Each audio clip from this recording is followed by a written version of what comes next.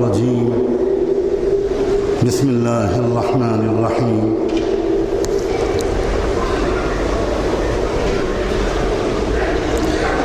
فأما الإنسان إذا ما ابتلاه ربه فأكرمه ونعمه فيقول ربي أكرمن وأما إذا ما ابتلاه فقدر عليه رزقه فيقول ربي أهانن كلا بل لا تكرمون اليتيم ولا تحاضون على طعام المسكين وتأكلون التراث أكلا لما وتحبون المال حبا جما سبحان ربك رب العزة عما يصفون وسلام على المرسلين والحمد لله رب العالمين اللهم صل على سيدنا محمد وعلى آل سيدنا محمد وبارك وسلم اللهم صل على سيدنا محمد وعلى آل سيدنا محمد وبارك وسلم اللهم صل على سيدنا محمد وعلى آل سيدنا محمد وبارك وسلم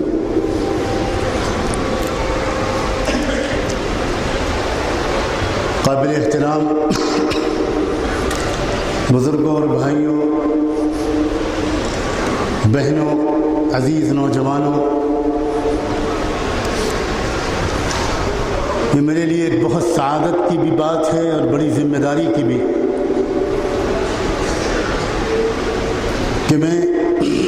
ایشیا کے ایک عظیم مرکز اور ایک تاریخی مسجد کے ممبر سے، جس کے ساتھ دعوت و عزیمت کی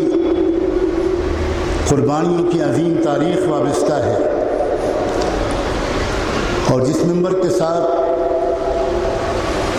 باہوش اور مخلصانہ قیادت کی ایک لمبی تاریخ ہے، اس ممبر پر بیٹھ کر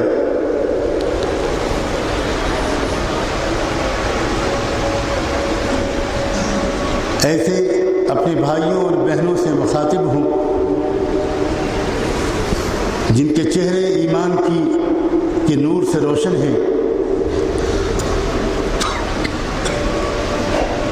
اللہ تعالیٰ مجھے توفیق دے کہ میں نہایت خلوص و محبت کے ساتھ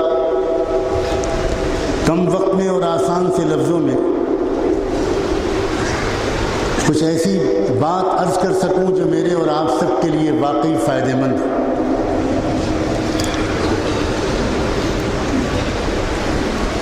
فرض کیجئے، ایک بالکل فرضی بات میں کہتا ہوں، بالفرض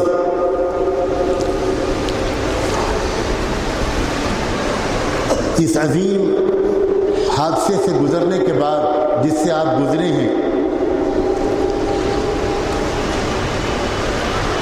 طوفان نوح کی یاد دلا دینے والے جس طوفان سے آپ گزرے ہیں، اس کے بعد اگر آپ کے شہر میں اللہ تعالیٰ تھوڑی دیر کے لیے ایک موقع دے دے، آپ کے محبوب محسن انسانیت رحمت دو عالم صلی اللہ علیہ وآلہ وسلم کو کہ جاؤ محمد، میرے محبوب اور میرے حبیب جاؤ اور وادی کشمیر کے اس مبتلا مصیبت لوگوں تک کچھ ضروری باتیں پہنچاؤ۔ اگر فرض کیجئے رحمت دو عالم صلی اللہ علیہ وآلہ وسلم کو اللہ ہمارے اور آپ کے درمیان بھیج دے اور انہیں موقع ملے کہ آپ سے وہ کچھ بات کہیں، میں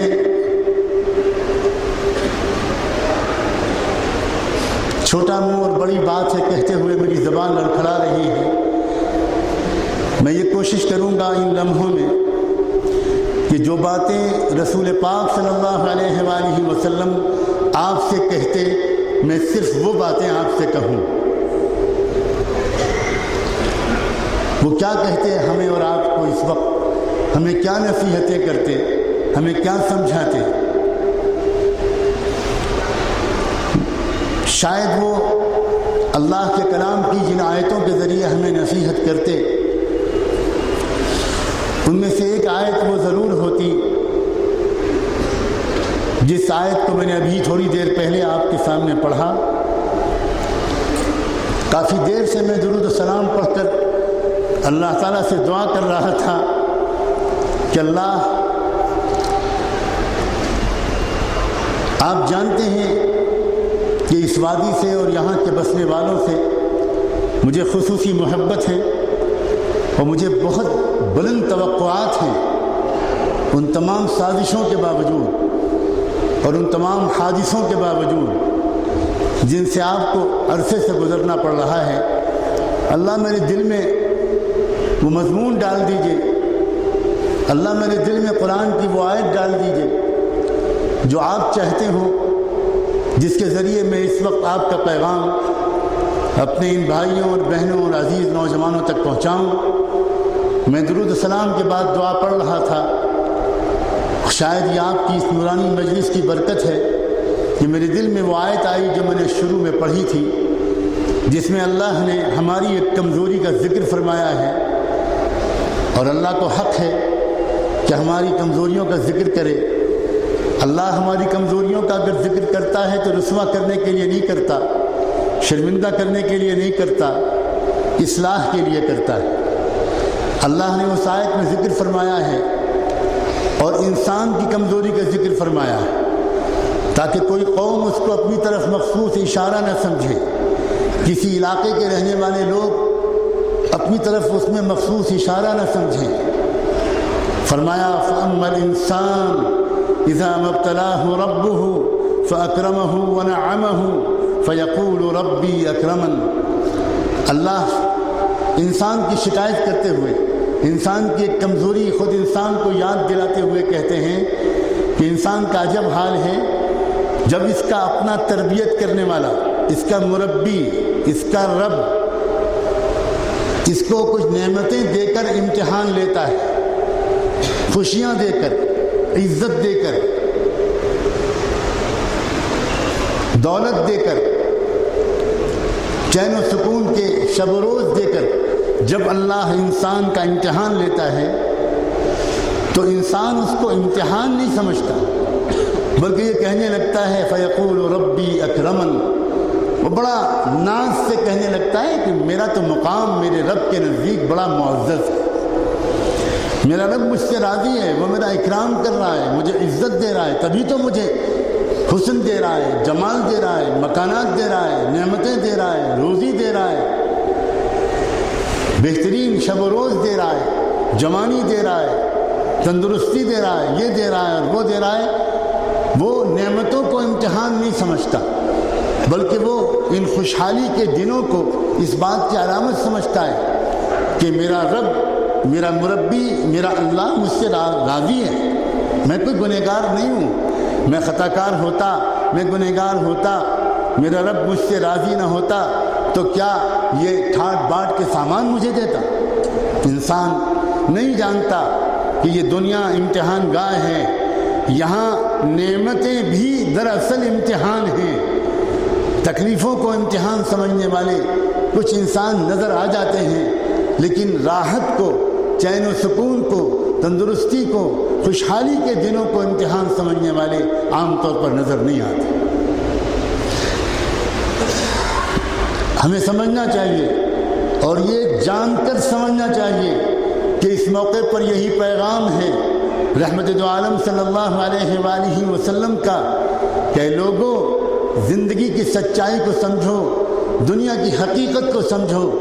یہ دنیا نہ تفریح گاہ ہے، نہ آرام گاہ ہے، نہ چراغ گاہ ہے، یہ دنیا دراصل ایک امتحان گاہ ہے۔ تمہیں چین و سکون ملے، تمہیں راحت ملے، نارمل دن ہوں، قہقہے ہوں، ہنسیاں ہوں، خوشیاں ہوں، کاروبار تمہارے پھلیں پھولیں، بچے تمہارے خوبصورت آنگن میں، لان میں کھیلیں، پرندے چہچہائیں اور موسم سازگار ہو، تب سب کچھ کے باوجود یہ سمجھنا ان میں سے ایک نعمت اس بات کی علامت نہیں ہے کہ اللہ مجھ سے راضی ہے، یہ دراصل نعمتیں امتحان ہیں۔ ھذا من فضل ربی لیبلونی اشکر ام اکفر۔ جب دنیا جہان کی نعمتیں دیکھ کر حضرت سلیمان علیہ السلام نے کیا کہا تھا، وہ نعمتیں جو دنیا میں کبھی کسی کو نصیب نہیں ہوئی، وہ حکومت، وہ اقتدار، وہ سلطنت، وہ فوجیں، وہ لشکر، وہ اسباب و سامان جو سلیمان علیہ السلام کو نصیب ہوئے، وہ دنیا میں کسی حکومت کو نہ اب تک نصیب ہوئے ہیں نہ آئندہ نصیب ہوں گے۔ انہوں نے خود اللہ سے دعا مانگی تھی، رب هب لی ملکا لا ينبغی لأحد من بعدی، اللہ مجھے آپ ایسی حکومت دیجئے جو دنیا میں کسی کو نہ ملے۔ اللہ نے ان کی دعا قبول کر کے ان کو عجیب غریب قسم کی طاقت تو دی تھی۔ جب انہوں نے اپنی فوجوں کو دیکھا، وہ تو پرندوں کی زبان سمجھتے تھے، پرندے بھی ان کی بات مانتے تھے، پرندے بھی ان کی فوج کا ایک بازو اور ایک یونٹ تھے، وہ چونٹیوں کی زبان سمجھتے تھے، ہواؤں پر ان کا حکم چلتا تھا۔ جب انہوں نے اپنے لاؤ لشکر کو، محلات کو اور اللہ کی دی ہوئی بے شمار نعمتوں کو دیکھا تھا تو انہوں نے کہا تھا، ھذا من فضل ربی، یہ میرے مربی، میرے رب، میری تربیت کرنے والے، اس کا یہ انعام ہے، فضل ہے، لیبلونی، اور یہ اس لیے اس نے مجھے دیا ہے کہ وہ مجھے امتحان لینا چاہتا ہے، وہ دیکھنا چاہتا ہے کیا میں شکر گزار بندہ بنتا ہوں یا ناشکرہ بنتا ہوں۔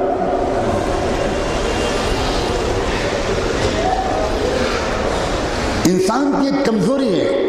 کہ خوشحالی کے دنوں کو وہ امتحان نہیں سمجھتا، دنیا کی زندگی کو ایک امتحان کے طور پر نہیں گزارتا۔ پھر آگے اسی آیت میں اللہ تعالیٰ نے ایک اور انسان کی کمزوری کا ذکر فرمایا، وَأَمَّا إِذَا مَا ابْتَلَاهُ فَقَدَرَ عَلَيْهِ رِزْقَهُ فَيَقُولُ رَبِّي أَهَانَنِ۔ جب کبھی اللہ تعالیٰ امتحان کی شکل ذرا بدل دیتے ہیں، امتحان ذرا مصیبت کی شکل میں بھیجتے ہیں، کاروبار کا نقصان ہو جاتا ہے، روزی کم ہو جاتی ہے، روزی کی تنگی ہو جاتی ہے، بزنس ٹھنڈی پڑ جاتی ہے،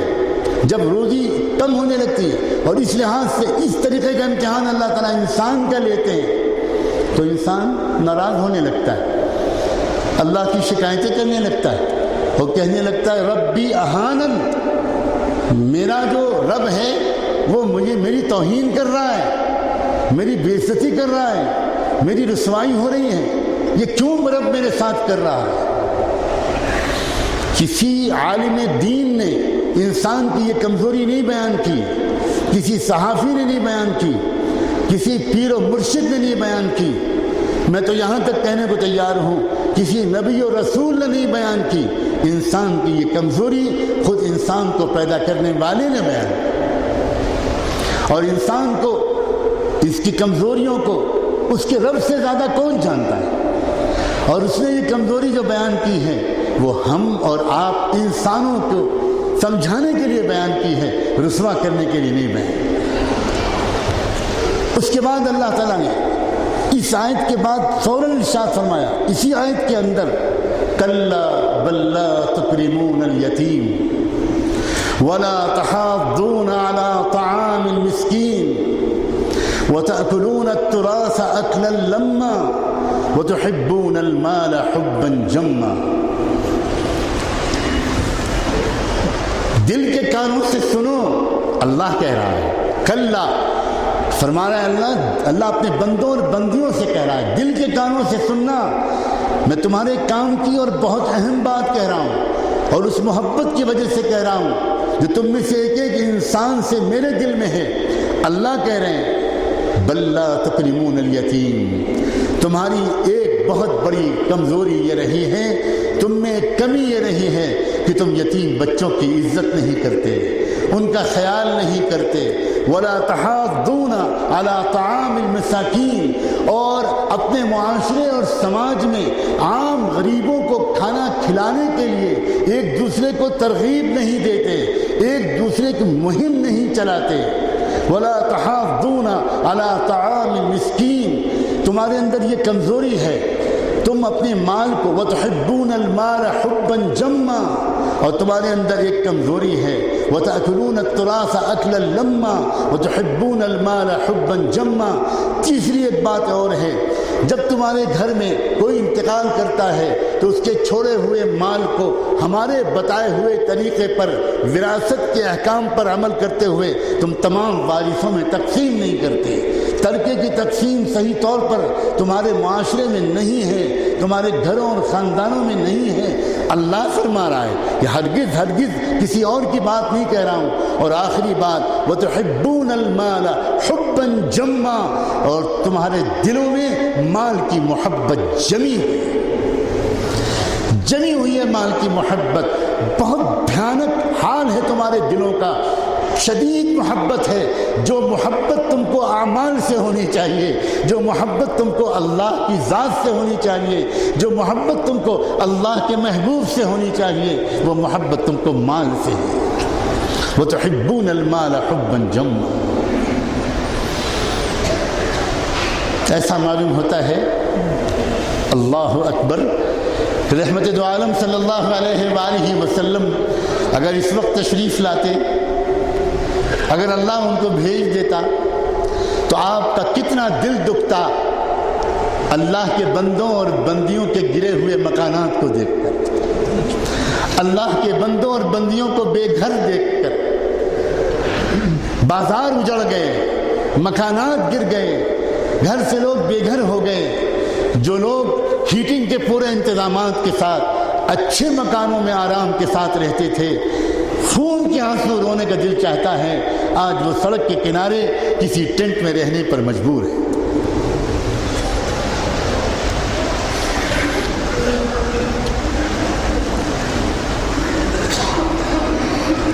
میرا طالبانہ ذہن جو آپ کی محبت سے بھرا ہوا ہے، اس حادثے کے پیچھے ایک بہت بڑا رحمت بھرا پیغام دیکھ رہا ہے۔ اور میں 3-4 دن سے جب سے آیا ہوں، جہاں موقع مل رہا ہے میں اسی مثبت پیغام کو دینے کی کوشش کر رہا ہوں۔ بہت سی خوبیاں آپ کے اندر چھپی ہوئی تھی، بہترین صفات۔ ہو سکتا ہے کہ ظاہر کے اعتبار سے کچھ گناہ ہو رہے ہوں، کچھ کمزوریاں ہوں، اور ہم میں سے کون ہے جو بے گناہ ہے، لیکن کچھ خوبیاں آپ کے اندر وادی کشمیر کے ایک ایک ایمان والے اور ایمان والی کے اندر چھپی ہوئی تھی، جن کو آپ خود نہیں جانتے تھے۔ اللہ نے عجیب و غریب انداز اختیار کیا، ایک ایسا انداز اختیار کیا جس کو عذاب سمجھ کر توبہ کرنے والے توبہ بھی کر لیں، جس کو ایک موقع سمجھ کر اپنے اندر نظر ڈال کر اپنی پوشیدہ صلاحیتوں کو جو نیا انکشاف آپ نے کیا ہے۔ ان دنوں میں آپ نے جس طرح ایک دوسرے کی مدد کی ہے،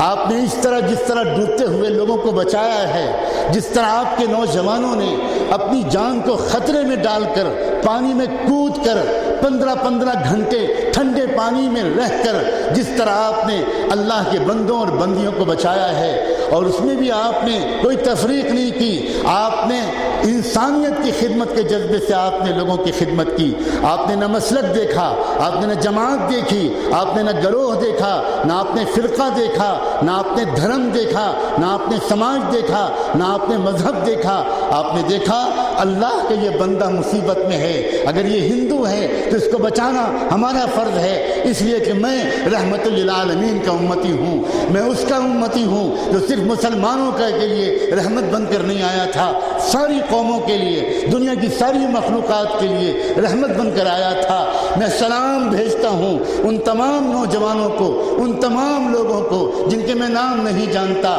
لیکن جن کے لیے، جس کو راضی کرنے کے لیے انہوں نے ڈوبنے والوں کی مدد کی تھی اور ان کو ڈوبنے سے بچایا تھا، جس کے لیے انہوں نے یہ کام کیا تھا، وہ ان سب کا نام جانتا ہے، اور وہ ان سب کو مغفرت سے نوازے گا، وہ ان سب کو اپنی محبت دے گا، وہ ان سب کی زندگیوں میں برکتیں عطا فرمائے گا، وہ ان کو خوشیاں نصیب فرمائے گا، ان کی نسلوں کو غموں سے محفوظ رکھے گا۔ پھر ان ہنگامی دنوں میں آپ کے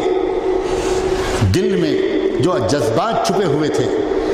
جو پوشیدہ صلاحیتیں تھیں، جو پوٹینشل تھا آپ کے اندر چھپا ہوا، آپ کی سخاوت، آپ کی ہمدردی، آپ کا ایثار مجھے بتایا گیا۔ میرے علماء نے، میرے میزبانوں نے، نوجوان والنٹیئرس نے بتایا کہ کس کس طرح کھانے کے لنگر لگائے گئے۔ اللہ تعالیٰ بہت سلامت رکھے آپ کے اس عظیم قائد اور ہمارا خاندانی تعلق جن سے ہے، میر وائز جناب عمر فاروق صاحب،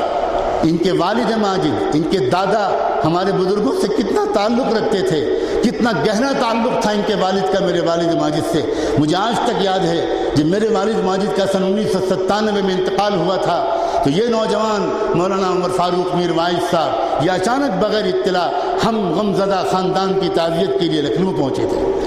ہمارے بہت پرانے علمی، روحانی اور خاندانی تعلقات ہیں۔ مجھے بتایا گیا کہ میر وائز نے ایسا عظیم لنگر لگایا اسلامیہ اسکول میں، وہ اسکول جو خود ان کے خاندان کے بزرگوں کی یادگار ہے، ان بزرگوں کی جنہوں نے اس وادی میں تعلیم کے پھیلانے کا زبردست کام کیا، اور وہاں جو لنگر لگایا اس سے ایسا لگتا ہے روح محمدی کو یہ پیغام بھیجنا چاہتے تھے یہ اور آپ سب کہ ہم توبہ کرنا چاہتے ہیں۔ یہ جو قرآن نے ہمارا ذکر کیا ہے وَلَا تَحَاضُّونَ عَلَىٰ طَعَامِ الْمِسْكِينِ، تم غریبوں کے کھانے کا اہتمام نہیں کرتے، مجھے لگتا ہے انہوں نے اور ان کی طرح دوسرے اور لوگوں نے، دوسرے اور علماء نے جب لنگر لگایا تو ایسا لگتا ہے کہ انہوں نے روح محمدی کو یہ پیغام بھیجا ہے کہ دربار ربوبیت میں ہماری طرف سے استغفار پیش کر دیجئے۔ اب یہ لنگر وقتی نہیں رہے گا، اب یہ خدمت خلق کا جذبہ وقتی نہیں رہے گا، اب ہم سب ایک دوسرے کی مدد کریں گے، اب ہم سب نفسی کی زندگی چھوڑیں گے، اب مسلکی اختلافات کو چھوڑیں گے، ہم سب امت واحدہ ہیں، ہم ایمان والے ہیں، ہم ایک کلمہ پڑھتے ہیں، ہمارا رب ایک ہے، ہمارا رسول ایک ہے، ہمارا قرآن ایک ہے، ہمارا قبلہ ایک ہے۔ اگر کوئی کسی طریقے سے نماز پڑھتا ہے اور وہ نماز قرآن اور حضور پاک صلی اللہ علیہ وسلم کے صحابہ میں سے کسی نے پڑھی ہے، وہ بالکل درست ہے، وہ نماز، وہ آمین زور سے کہتا ہے تب بھی درست ہے، آمین آہستہ سے کہتا ہے تب بھی درست ہے۔ اب ہم کسی طرح کی جماعتی، مسلکی اور کسی طرح کی فرقے وارانہ کوئی بحث نہیں کھیلیں گے۔ اب یہ خطہ، یہاں کی زمین، یہاں کا آسمان اب ایک نئے کشمیر کو دیکھے گا، وہ کشمیر جو ایک دوسرے سے محبت کرنے والا ہوگا، ایک دوسرے کی غلطیوں کو معاف کرنے والا ہوگا، ایک دوسرے کے کام آنے والا ہوگا، غریبوں کی فکر کرنے والا ہوگا۔ خدا کرے کہ آپ کی سب کی طرف سے روح محمدی کے واسطے سے اللہ تک یہ پیغام پہنچے کہ اللہ ہمیں معاف کر دیجئے۔ اگر ہم میں سے کسی پر زکوٰۃ فرض تھی اور ہم نے زکوٰۃ ادا نہیں کی، اللہ اب ہم توبہ کرتے ہیں، بس اتنی سزا کافی ہے، مزید سزا مت دیجیے گا۔ دنیا کا یہ پانی ہم برداشت نہیں کر سکے تو جہنم کی آگ کیسے برداشت کر سکیں گے؟ ہم کیسے برداشت کر سکیں گے؟ اللہ آپ نے ہم کو نازوں میں پالا ہے، آپ نے ہم کو آرام کا مزہ چکھایا ہے، اب ہم توبہ کرتے ہیں۔ اگر ہم نماز نہیں پڑھتے تھے تو ہم پکا وعدہ کرتے ہیں کہ ہم سب نمازی بنیں گے۔ اللہ اگر ہم نوجوان نہیں سمجھے، نہ سمجھتے اور ہمیں کچھ بہکایا گیا اور نہ جانے کس کس نے ہمارے سامنے گندی تصویریں رکھ دی اور عجیب قسم کا ماحول بن گیا ہمارے کالجوں میں، ہمارے اسکولوں میں، کھیل کے میدانوں میں، اور ہم پھنس گئے بے حیائی کے کاموں میں، ہم سے غلطیاں ہو گئیں۔ اللہ پورے وادی کا ایک ایک نوجوان اللہ کرے کہ توبہ کرے۔ اب ہم توبہ کرتے ہیں، اب بے حیائی کے کام نہیں کریں گے، اب ہمارے گھر میں کوئی بے پردگی نہیں ہوگی، کوئی بے حیائی نہیں ہوگی، میوزک نہیں سنی جائے گی، انٹرنیٹ کا غلط استعمال نہیں ہوگا، ہم موبائل کا غلط استعمال نہیں کریں گے، ہم ٹی وی پر غلط چیزوں کو نہیں دیکھیں گے، ہم آپس میں نہیں لڑیں گے۔ جیسے ہی وادی کے یہ حساس لوگ، یہ زندہ دل قوم اللہ کی طرف سے یہ پیغام سنتی ہے اور یہ کہتی ہے کہ اللہ کہہ رہا ہے کلا بل لا تکرمون الیتیم، آپ میں سے ایک ایک کے قلب و وجدان سے، ظاہر و باطن سے، جسم و روح سے ایک ایک کی طرف سے جواب جانا چاہیے۔ اللہ ہم اعتراف کرتے ہیں ہمارے درمیان ہزاروں یتیم بچے تھے، جتنے یتیم بچے اس وادی میں ہیں شاید کسی ایک شہر میں ہوں۔ اس وادی نے شہداء کے نذرانے پیش کیے ہیں، قدم قدم پر شہادت ہے، عزت و وقار کی خاطر آپ کے نوجوانوں نے قربانیاں دی ہیں۔ نہ جانے کتنے لوگ معصوم یتیم بچوں کو چھوڑ کر گئے۔ اللہ ہم سے غلطی ہوئی، ہم نے ان یتیم بچوں کی نگرانی نہیں کی، ان کی خدمت نہیں کی، ہم ہم مکان پہ مکان بناتے رہے، ہم شادیوں میں عیاشیاں کرتے رہے، ہم اپنے پیسے کی بڑی فضول خرچی کرتے رہے اور یتیم بچے مرتد ہوتے رہے، دوسری لوگ ان کے ایمان کا سودا کرتے رہے۔ اللہ میں اعتراف کرتے ہیں ہم یہ وقتی طور پر ہم نے جو خدمت کی ہے، اللہ یہ ہمارا مستقل شعار بنا دیجئے۔ یہ پیغام اگر آپ کی طرف سے جائے گا تو پھر اللہ کی طرف سے بھی آپ کو رحمت کی نظر سے دیکھا جائے گا۔ اللہ تعالیٰ کہے گا میرے بندو میں تم کو ستانا نہیں چاہتا، میرے بندو ایک ماں اپنے اکلوتے بچے سے جو پیار کرتی ہے اس سے زیادہ میں تم سب سے پیار کرتا ہوں۔ میں نے تم کو تکلیف میں جو ڈالا، میں نے ہی پانی بھیجا، میں نے ہی بادل کو پھاڑا، میں نے ہی بارش بھیجی، کسی اور نے نہیں کیا، میں نے بھیجا، مگر میں کیا کروں میرے بندو، بہت دل سے نرمی سے میں تم کو سمجھاتا رہا لیکن تم نہیں سمجھے، تم نے توجہ نہیں کی۔ سمجھانے والے سمجھتے رہے، علماء سمجھاتے رہے، صالحین سمجھاتے رہے، واعظین سمجھاتے رہے، لیکن تم نے ذرا دیر کر دی۔ میں اپنی محبت سے کے جذبے سے میں نے تم کو جھنجھوڑنا چاہا اور اب دیکھ لیا کہ تم توبہ کر رہے ہو تو میں بھی تم سے وعدہ کرتا ہوں، میں اب تم کو اپنے قدموں سے لگاؤں گا، تم کو پرسکون زندگی دوں گا، تمہارے نقصان کی تلافی کا انتظار کروں گا۔ اے وادی کشمیر کے مبتلا حال لوگوں، مثبت طور پر اس بات کو بھی سوچو، آپ کو اندازہ نہیں ہے کہ پورے عالم کے اہل ایمان اور پورے عالم کے شریف انسان اس وقت آپ کے دکھ درد میں کس قدر آپ کے ساتھ شریک ہیں، آپ کو اندازہ نہیں ہے۔ کہاں اس سلسلے میں دعائیں بھی ہو رہی ہیں، کوششیں بھی ہو رہی ہیں، لوگ تڑپ رہے ہیں کسی طرح ہم امداد پہنچا سکیں، کسی طرح ہم کچھ کام آ سکیں۔ میں نے کل پرسوں 2-3 بار یہ واقعہ سنایا ہے، میں اس تاریخی منبر پر بیٹھ کر بھی یہ واقعہ سنانا اپنی سعادت سمجھتا ہوں۔ میں ابھی تھوڑے دن پہلے سینٹرل امریکہ کے سب سے جنوبی ملک پاناما میں گیا ہوا تھا، وہاں ایک مسجد سے خطاب کر کے بیان کر کے میں باہر نکل رہا تھا۔ دروازے پر نکلنے سے پہلے ایک خاتون مجھے نظر آئیں، وہ میرے انتظار میں کھڑی تھی، حیا اور حجاب برقعے میں ملبوس تھی، لیکن وہ اسپینش خاتون تھی اور وہ انگلش اور اردو کچھ نہیں جانتی تھی، وہاں کی زبان اسپینش ہے۔ انہوں نے اسپینش زبان میں مجھ سے پوچھا کہ کیا آپ انڈیا سے آئے ہیں؟ تو میں تو سمجھ نہیں سکا۔ میرے ساتھ جو ایک عالم دین تھے وہیں کے، انہوں نے کہا کہ یہ بہن آپ سے پوچھ رہی ہیں کہ آپ انڈیا سے آئے ہیں۔ میں نے کہا ان سے بتائیے کہ ہاں میں انڈیا سے آیا ہوں۔ تو اس نے اپنے پرس میں سے ایک پولیتھین نکالی چھوٹی سی اور پہلے یہ پوچھا ہمارے کشمیری بھائیوں بہنوں کا کیا حال، اور اس کے بعد ایک پولیتھین نکالی اور کہا یہ میرے اور میرے بہو کے زیورات ہیں، یہ اگر آپ کسی طرح لے جا سکیں تو وہاں کسی کے کام لے آئیے گا، اور ہم کیا کر سکتے ہیں۔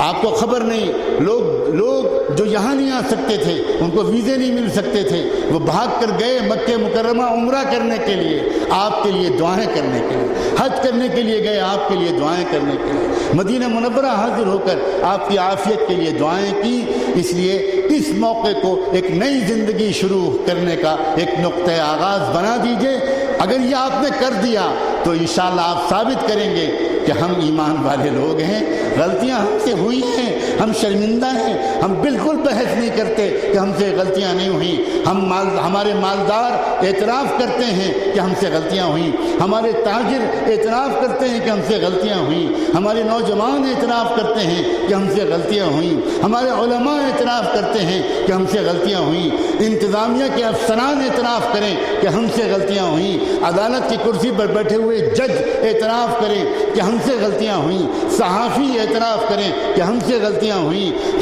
خواتین خانہ اعتراف کریں ہم سے غلطیاں ہوئیں، اسکول کالج کے یونیورسٹی کے ٹیچر اور پروفیسر اعتراف کریں کہ ہم سے غلطیاں ہوئیں، پوری امت پوری قوم توبہ کرے اور معافی مانگے، اور علماء سے پوچھ کر اپنی زندگی کے ایک شعبے کو ٹھیک کرے۔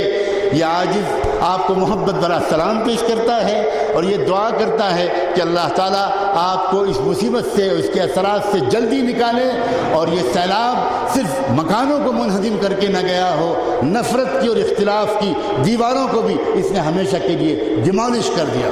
ہمیشہ کے لیے منہدم کر دیا ہو۔ اب کوئی اختلاف آپ کے بیچ میں نہ رہے، کوئی پھوٹ آپ کے بیچ میں نہ ڈال سکے، آپ ایک امت واحدہ بن جائیں اور آپ انسانیت کی اس طرح خدمت کریں جس طرح آپ نے اس بحران میں پھنسے ہوئے انسانوں کی خدمت کی ہے۔ اللہ اکبر، میں آپ کے ان نوجوانوں کے ہاتھ چومنا چاہتا ہوں، ان کے قدموں کو چومنا چاہتا ہوں جنہوں نے ہندوؤں کے مہنتوں اور سادھوؤں کی زبان سے یہ اعتراف نکلوا دیا کہ ہم کو کیا بتایا جاتا تھا کہ مسلمان کیسے ہوتے ہیں، ہمیں کیا بتایا جاتا تھا کہ کشمیری کیسے ہوتے ہیں، ہمیں اب پتہ چلا کہ مسلمان کیسا ہوتا ہے، اسلام کیا ہے۔ سکھوں نے اعتراف کیا، آپ نے سکھ فیملیز کو اپنی مسجدوں میں ٹھہرایا اور اس طرح آپ نے مسجد نبوی کی سنت کو زندہ کیا۔ میں ہمیشہ کہتا ہوں آپ کے اندر بہترین صلاحیتیں موجود ہیں، آپ دور دور تک نقشہ بدل سکتے ہیں، ہدایت پھیلا سکتے ہیں۔ اللہ کے واسطے اپنے کو پہچانیے۔ آپ بازاروں میں بے حیا عورتوں اور لڑکیوں کے پیچھے پھرنا آپ کی شایہ نشان نہیں ہے۔ آپ اولیاء اللہ کی اولاد ہیں، آپ مشائخ کی یادگار ہیں۔ یہ وادی بڑے بڑے روحانی اولیاء اللہ کی ریاست رہی ہے۔ چوٹی کے لوگوں نے چاروں طرف سے آ کر، اور کوئی اپنی مرضی سے نہیں آتا تھا، وہ چاہے امیر کبیر ہوں سیدنا علی سیدنا حمدانی رحمۃ اللہ علیہ، اور چاہے اور مشائخ ہوں، وہ سب حضور پاک صلی اللہ علیہ وآلہ وسلم کے اشاروں پر یہاں آتے تھے۔ آپ پھر سے واپس جائیے اپنے ماضی کی طرف، اور ہم سب کے لیے بھی دعا کرتے رہیے۔ ہماری دعائیں آپ کے ساتھ ہیں۔ دعا ہے اللہ تبارک و تعالیٰ اس شر سے خیر کو ظہور فرما دے، اور ایک اجتماعی توبہ ہم اور آپ سب کر لیں۔ وآخر دعوانا ان الحمد للہ رب العالمین۔